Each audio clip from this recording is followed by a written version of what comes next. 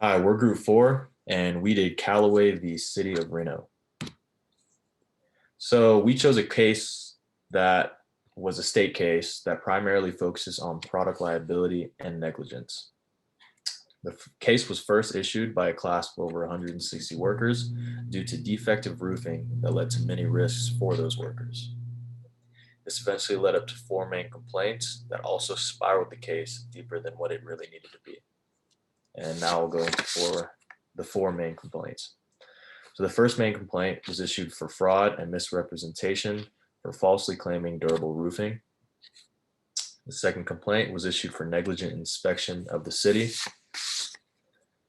The third set forth allegations of defects on the property related to roofing. And the last complaint was towards the contractor and developer for security against the claim.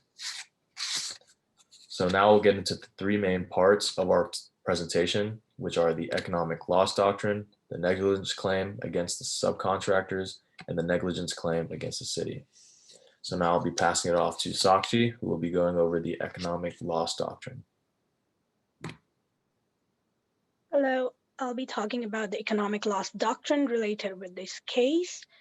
The economic loss doctrine is defined as a case related with product liability, where only the products are damaged and doesn't cause any damage to individuals or properties.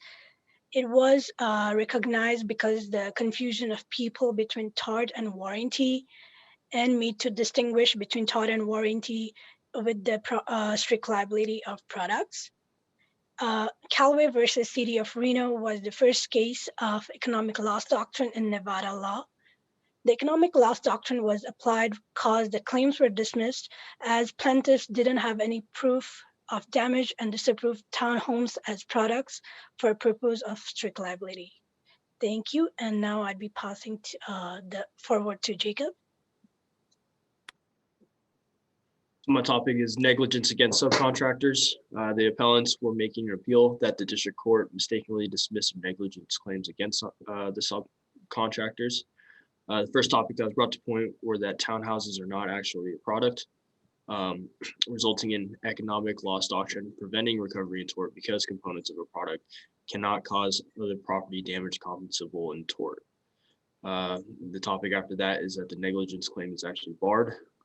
There are many different components when it comes to a structure, and the damages to the overall structure were actually caused by the framing, which actually results in purely economic losses only. So the decision was that the Supreme Court concluded that the district court had applied the economic loss doctrine properly to prevent negligence claims against the subcontractors. And I believe Dylan will be handling negligence claims against the city. So the appellants also claimed that the city acted negligently. They said Reno knew about the building defects and didn't make the builders comply with any of the necessary codes. And this case was made using negligence. It was dismissed using the economic loss doctrine. Why? Because as we've mentioned previously, no one could provide any evidence of personal physical injury.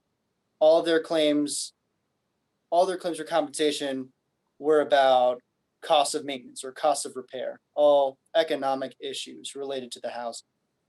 I'll be passing the reins on to Donovan now to close us out. So to conclude, we've been talking about the economic loss doctrine was applied here in this case. The townhouses could not be considered products in this.